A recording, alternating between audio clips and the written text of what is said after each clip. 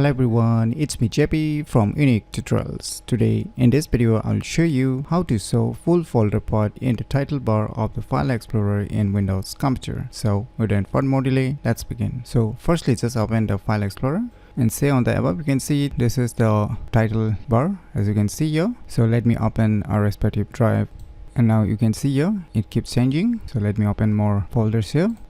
So you can see here it's showing the only respective folder, but it's not showing the complete folder path on this respective title bar. So for this, what you need to do is just click on this three dot icons. Now click on this options. Now click on this view. Now here you will see one option, display the full path in the title bar. So just enable it, click on apply, click on OK. Now let me try to open the respective drive or folder.